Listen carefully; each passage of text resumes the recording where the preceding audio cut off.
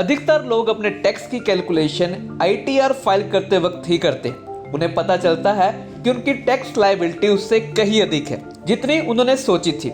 ऐसे में वह टैक्स बचाने की सारी कोशिशें करते हैं, लेकिन उतना काफी नहीं हो पाता। आज हम आपको बता रहे हैं ऐसे 3 टिप्स जिनसे आप अपना और अधिक टैक्स बचा सकते हैं। साथ ही आपको बताएंगे ये वो टिप्स हैं जिनके बारे में बहुत ही कम लोगों को पता होता है। हालांकि ये लास्ट मिनट वाले टिप्स नहीं है, बल्कि इनके बारे में आपको पहले ही प्लान करना होगा। तो सबसे पहले बात करते हैं लॉन्ग टर्म कैपिटल गेन को स्मार्ट तरीके से करें बुक।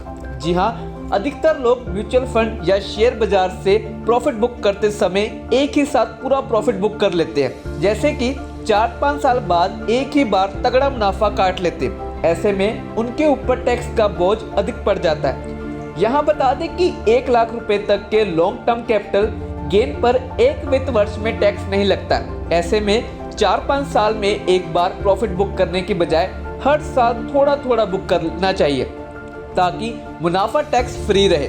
दूसरा तरीका है आपके पास कैपिटल लॉस से भी कमाए फायदा। जी हाँ, ये तो अधिकतर निवेशक जानते हैं कि शॉर्ट टर्म कैपिटल लॉस को शॉर्ट और लॉन्ग टर्म कैपिटल गेन के साथ एडजस्ट किया जाता है। हालांकि लॉन्ग टर्म कैपिटल लॉस को सिर्फ लॉन्ग टर्म कैपिटल गेन के साथ ही एडजस्ट कर सकते हैं। ऐसे में आप कुछ लॉस भी करें जिससे उसे एडजस्ट करके टैक्स बचा सके।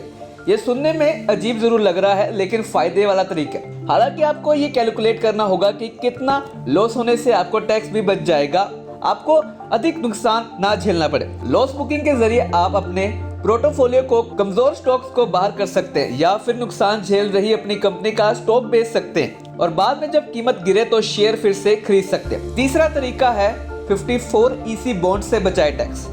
जी हाँ, ये तो हम सब जानते हैं कि एक घर को बेचने से हुए कैपिटल गेन पर टैक्स बचाने के लिए दूसरा घर खरीदना फायदे का सौदा है, लेकिन 54EC बॉन्ड्स भी निवेश करके यही फायदा उठा सकते हैं। ऐसा इसलिए क्योंकि इन बॉन्ड्स से मिले रिटर्न पर कोई TDS नहीं लगता है। आप घर बेचने से हुए कैपिटल गेन को अलग अलग हिस्सों में 54EC बॉन्ड्स में निवेश कर सकते हैं। ध्यान रहे, ये निवेश घर बेचने के 6 महीने के अंदर अंदर कर ले।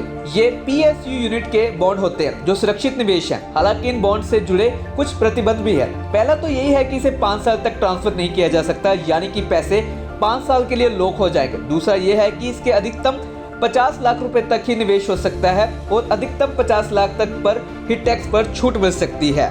तो ऐसी ही खबरों के लिए आप हमारे साथ बने रहें और देखते रहें अच्छा प्लस।